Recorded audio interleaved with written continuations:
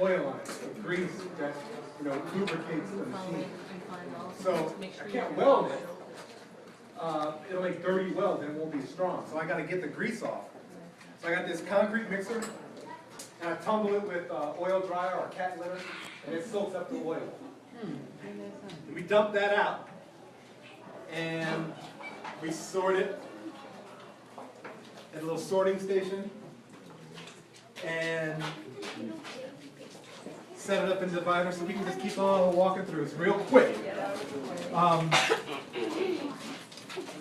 I sort it out and then, we. I said a we because I just got a new assistant. My cousin Kevin, who was working the elevator, is now working with me on making the sculpture. And Are we in your way? Were you trying to get out of the way? no. We didn't know this was stage 2. Yeah, this is section 2. You're in section 2. We wanted center. Yeah. No, yeah, just stay right there. But so once it's all dry, and sometimes the stuff comes without oil. So you kind of weigh it, and then separate it, and then I catalog it on the shelves over here, and then over here we just kind of lay it out and weld it. So a lot of the shapes I get from body parts and faces, I'll take plaster casts and then use those shapes to make the sculpture. Where's Kathy? Kathy? Oh, okay. Anyway, this is Kathy, everyone.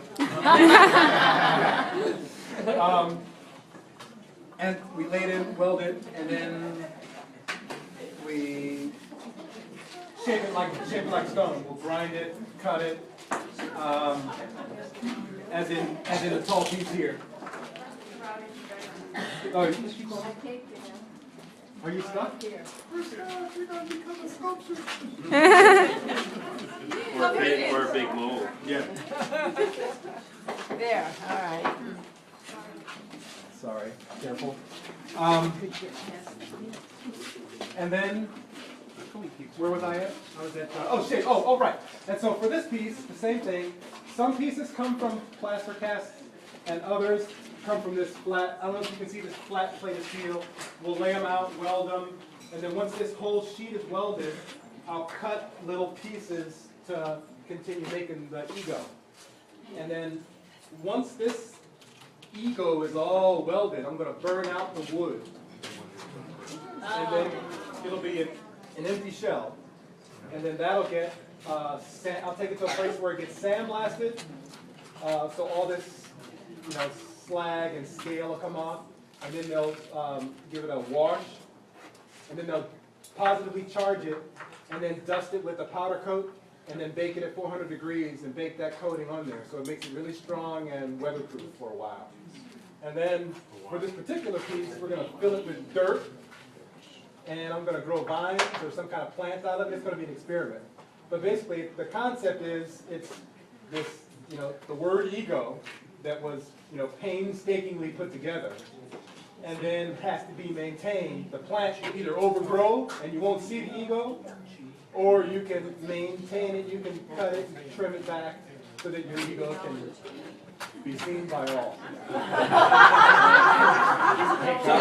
you weld just flat on the table when you're doing something like that? Some are just welded flat. So you can just weld right on top of this wood table? Yeah, because this is on steel.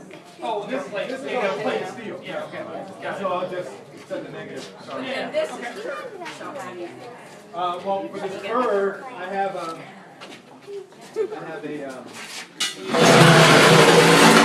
ground steel. I have a big plate around. There's one of the places where I get the steel from is right down the street, and they have the largest I-beam bender. I know in Chicago, it might be in the United States. So they did all. If you've been to Millennium Park, where they play the music, no, they got those huge pieces of it. This place down the street bends all the steel for that, and so I get scrap from them. And that's where I've been bending, hammering these shapes. When do you burn the sodding? In Indiana. Yeah, my father-in-law, they have my folks, there they are, John and Krista.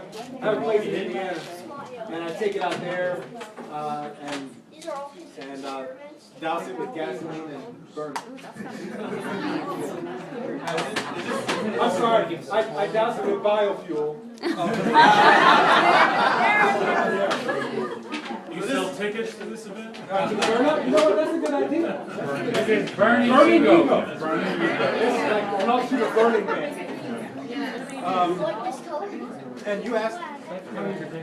Well, I just lay them in like this. So I lay them out, and then I'll take the negative bead and kind of clamp it on, and then I'll weld one side of it. So what you're seeing here is, hey Jane, can you grab, or Kira, can you grab your face off the back wall?